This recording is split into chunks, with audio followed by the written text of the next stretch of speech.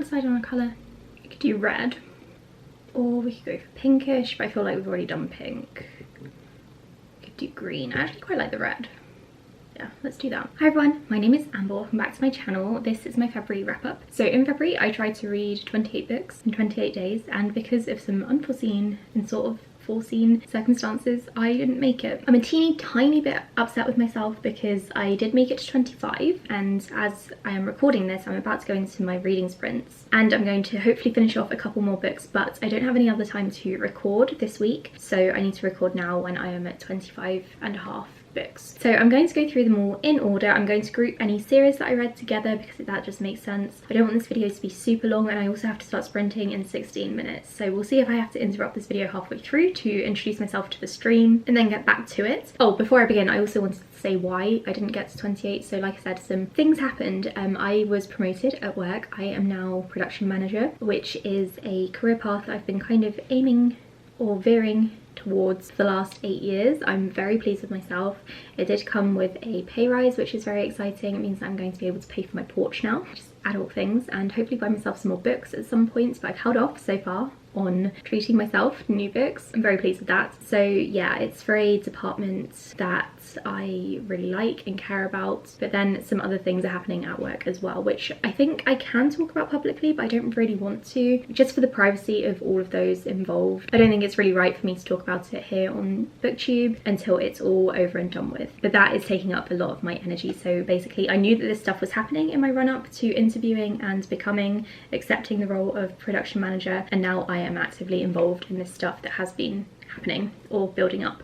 So yeah, it's been a fun start to my new job, to say the least. I can't say that I'm hating it, but I'm also not loving it as much as I perhaps would have if this stuff wasn't going on. So that's what's been taking up all of my reading time. But then again, I did still manage to read a massive 25 books. I have no idea how. Only a few of them were graphic novels, a lot of them were audiobooks, and a lot of them were quite short, so that probably explains it. I'm gonna go ahead and talk about books now because I've been rambling for so long. The first book that I read and finished in February was Moon of the Crusted Snow. This was for my work book club. It's dystopian apocalyptic fiction, so what happens here is in this isolated Canadian community, which is quite far north, I believe. I mean, I know Canada is, but I'm talking about the community itself. The power goes out one day and they have to sustain themselves, and they aren't sure if it's just their town that this is happening in or whether it's a more widespread problem. It's a very short book. There's a lot happening in just over 200 pages. I think it's like 210 pages or something. The author is also First Nations, which is really cool because while I've read similar books to this in the past, it hasn't really incorporated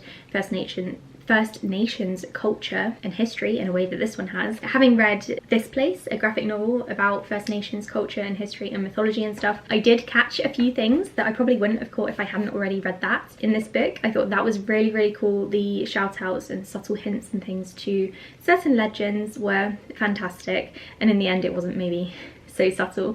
I love the family relationships in this one. I gave it 4 stars because it was fantastic and a really good book club pick. I probably need to speed up when talking about these, God. So then I read all 3 of the White Sand volumes by Brandon Sanderson. This is his graphic novel series. I believe it's based on an unpublished manuscript, and you can tell. So I gave the first volume 3 stars, the second volume 2, and the third volume 2 as well. I didn't like them all that much. I thought the first one was very intriguing and it had some really good setup, but I don't think Brandon Sanderson or the illustrators really pulled it off, especially because in the second volume the illustrator seemed to have been fired or was switched out on the last chapter, and the art style completely changed. It was very, very odd. You can find photos or pictures of that online. It's very, very weird and really took me out of the story, so I didn't enjoy that at all. So I think the average for this would be what, like 2.25 or something.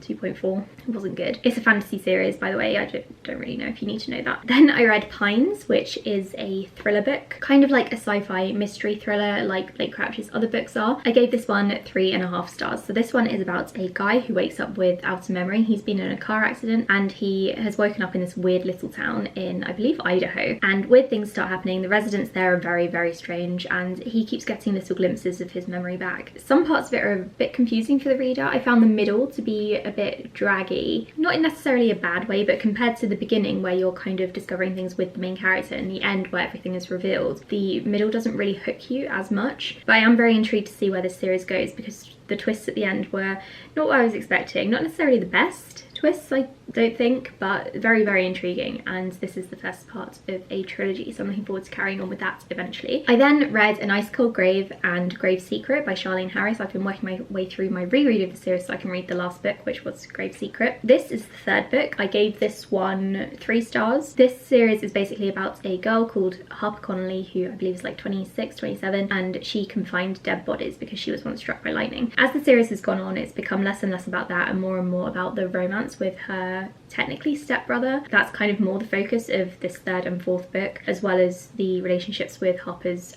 family, the rest of the family. The mystery elements of these books are always really, really good. I really enjoy them, but I don't love the romance at all. I think I did like it when I was younger. I actually quite shipped them in the first and second books, and then I think in this third book it fell apart a bit, and I definitely do not ship them now. I did like these books though. I think I gave them both 3 stars actually. They're just fun short thrillers, urban fantasy. They very much work with the times as well. They came out in like 2007, and you can definitely tell. I then re-listened to Daisy Jones and the Six. I gave it 5 stars again. I absolutely love this book. If you don't know already somehow, this is by Taylor Jenkins Reid. It follows it's kind of like a documentary sort of style where it's all told in interview format. So if you haven't checked this out already, or if you have and didn't love it, I would highly, highly, highly recommend listening to the audiobook because it just enhances the experience so much. This is my favourite Taylor Jenkins Reid book that I've read. I've read all of her books to date now.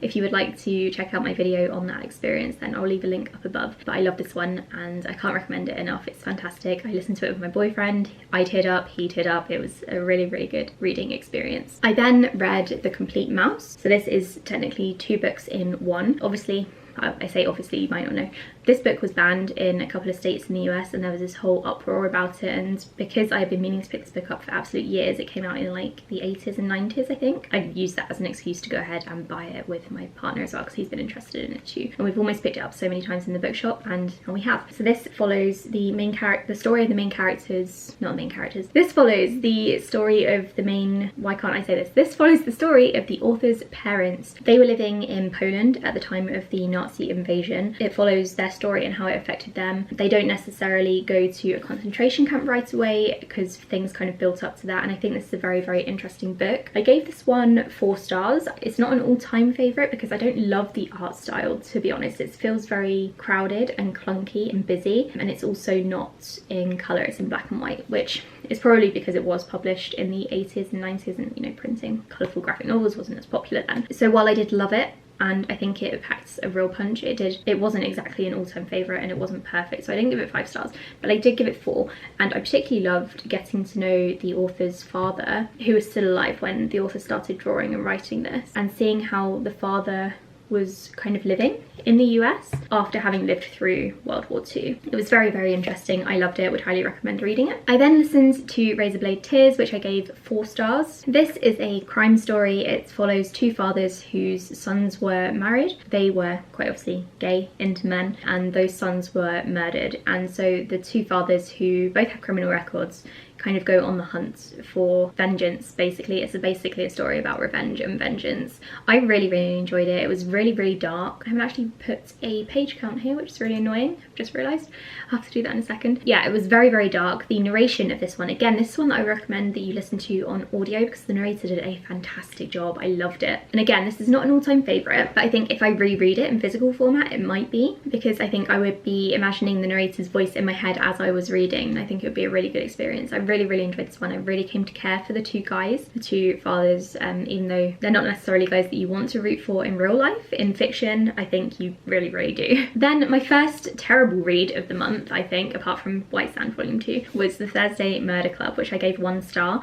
I'm so glad I got this from the charity shop. I thought I was really lucky with this find because I found it for £1 and it's hardback, but I can see why people are giving it away. It's really, really bad. So this is a mystery set in the UK. It takes place mostly in an old people's home or like a retirement village, and the Thursday Murder Club is a group of old people who get together and discuss cold cases, and then a real case comes to their little community and they try to solve it. I found the whole thing very convoluted. I didn't like any of the characters. I thought they were all very annoying. I don't really love old people as it is, but my friends will actually tell you that often old people in fiction will make me cry, and these ones didn't. They were just so frustrating and so just, I don't know, I feel like the author was trying way too hard to be funny, and I don't think he is, so I didn't like it. I won't be reading the second book. I think I've done a recap for this one, or at least there's one going up soon. If you really want to know what happens in it, you can check out that on readcaptions.com, because I wouldn't recommend reading this book because it's not a good payoff. I didn't like it. Then I read Dark and Shallow Lies, which is a book that I think I got for my birthday. This is a YA paranormal mystery thriller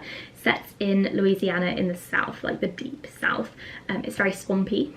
If you're kind of wondering what sort of vibe or location this is, that's what it basically is. It's set in a very, very rural community, and the main character goes to school somewhere else, but she's originally from this community, and she heads back for the summer, and her best friend is missing and has been missing for a while, so she wants to find out what happened to her best friend. There's also the added element of all of these characters in this small community having some sort of paranormal ability, like either seeing the future, reading thoughts, being in two places at once, stuff like that, and it's very, very subtle. Even though all the characters do have something like that, it still feels quite subtle, and it works really well with the story. I would say this is more of a mystery contemporary than a paranormal book, if that makes sense. I gave this one 4 stars. It was very atmospheric, very mysterious. I loved all of the characters and I loved the setting. I'm going to reread it at some point, probably maybe this year. I think my friends would really enjoy this one, so I'd highly recommend it. Then I read a bunch of books in the Chew series, which is a graphic novel series, so this is books 4 and 5. I got these from the library as well, hence the shine. So let me see, I'm gonna have to read this out. I gave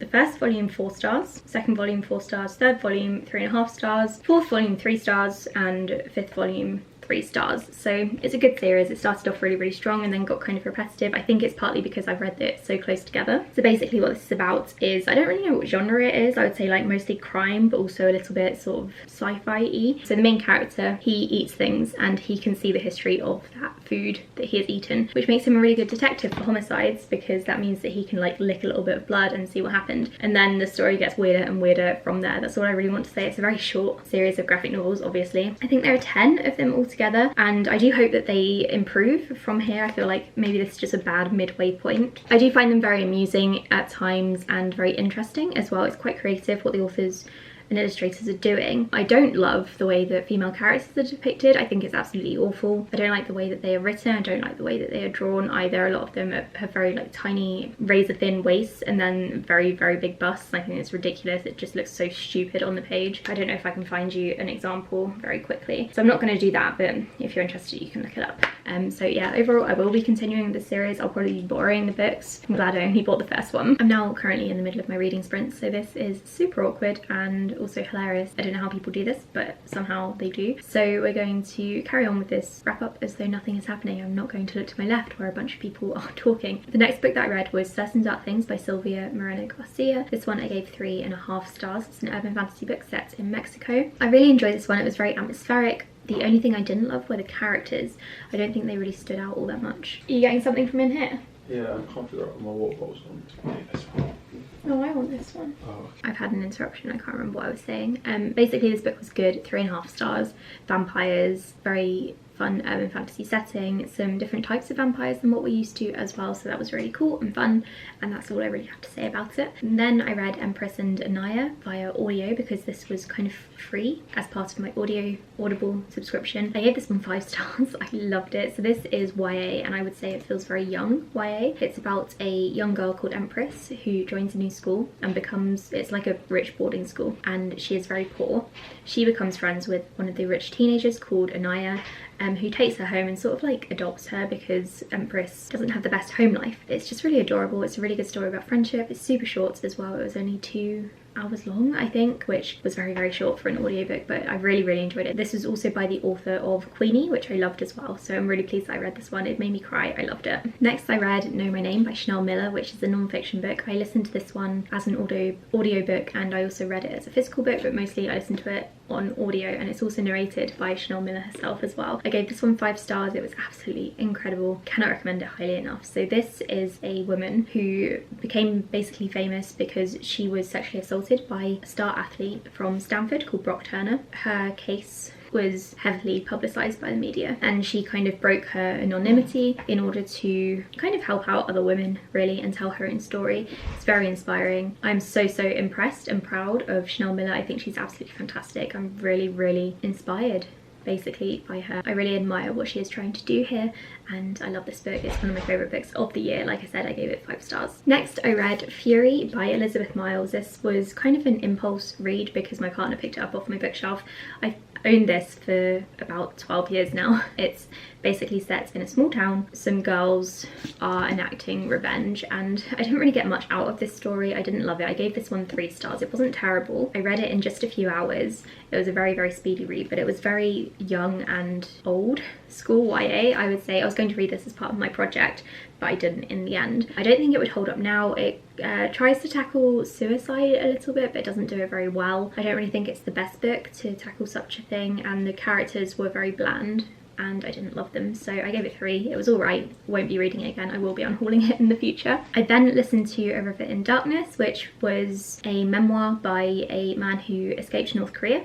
I really, really enjoyed this one. I gave it 4.5 stars. It wasn't quite an all-time favourite. It didn't really grip me all the way through. I found myself tuning out a little bit towards the end, but it was fantastic bar the ending, and I feel a bit weird saying that because obviously it's a memoir, it's an actual guy's ending, but I very, very much enjoyed it, and I would recommend everyone listen to this one because it's very inspirational for one thing, and also enlightening as well. North Korea isn't really something that I've read much about because I don't really feel, I don't know, it's not that I don't feel the need to, it's just not really something I have had much of a chance to dive into yet. So yeah, it was very interesting. I would like to read some more about the history of North Korea and how it came to be and how people's lives are affected there. I then finished off Stillwater Girls by Minka Kent. So I started this one months ago, probably last year sometime. It's an adult thriller and I can't really remember much of what it's about because I didn't love it. I gave it 3 stars. I can obviously remember what it's about, but I can't remember enough to like not spoil you, if that makes sense. Basically, there's a woman in the woods who has 3 daughters or children, and she goes and has to take the youngest one to the hospital because the youngest one is very, very ill, and then she disappears and the 2 young girls have to fend for themselves, and then it switches some points of view and stuff. I don't really want to go into too much detail about which points of views those are because I think that would spoil a lot. So yeah, a woman lives in the woods, 2 children are left alone in the woods and have to sort of fight for themselves. I then listened to The Good Immigrant, which I gave 5 stars as well. This was a fantastic reading month. I can't believe I read 5 5-star books in 1 month because that never happens to me. So this is a collection of essays about what it's like to be an immigrant or descended from immigrants in the UK. Very powerful, very impactful. I really, really enjoyed this. I don't really have much to say about it because there's a lot to unpack, but I'm probably not the right person to do so. It was very well written, very well narrated. I think everyone narrated their own story or own essay, and I thought that was brilliant. My only gripe with the audiobook is that the volume levels didn't really match. Some of the essays were very, very loud and other ones were very, very quiet and a little bit fuzzy. Otherwise, I would highly recommend listening to the audiobook. I think the narrators put a lot of heart and thought into it, which was great. And finally, the last book that I'm going to talk about in this video, apart from the ones that I'm in the middle of, but I'll talk about that in a second. Anyway, the last one that I actually read was Savage Appetites. This one is a non-fiction book about women who are obsessed with true crime. So I was expecting this one to kind of dive into why women are obsessed with true crime and do a sort of analysis there, but instead it just picks out, I think, 4 women who have been obsessed with true crime in one way or another over the years. I believe it starts off in the early 20th century. I can't remember exactly what year. That's the first woman, and then it goes all the way up to kind of modern day. The women fall into the archetypes of the detective, victim, the defender, and the killer. All very, very interesting, but it wasn't exactly what I was expecting, and I did find it a bit of a slog to get through at times, so I didn't love it. I gave this one 3 stars. Then finally, I do have 2 books that I am in the middle of because I just didn't get to them in the month of February. First one is Malice, which I have read 60-70 pages of. I'm not loving it, to be honest. It's a fantasy book. I hope I'm not getting into a fantasy reading slump. I might be, who knows. And then I'm also in the middle of More Happy Than Not by Adam Silvera, which I am, there's no page numbers, it's really unhelpful. 45 pages in. That's contemporary, and I don't really have much to say about it. So that's how my reading has gone in February. I didn't quite reach my goals, but it was so close. I'm still really happy with myself, especially with everything that was going on. I'm gonna go back to my reading sprints now. I hope you all have a lovely day. Thank you so much for watching. Let me know if you've read any of these books in the comments below and let me know what you thought of them. Like and subscribe if you enjoyed this video, and I'll speak to you all in the next one. Bye!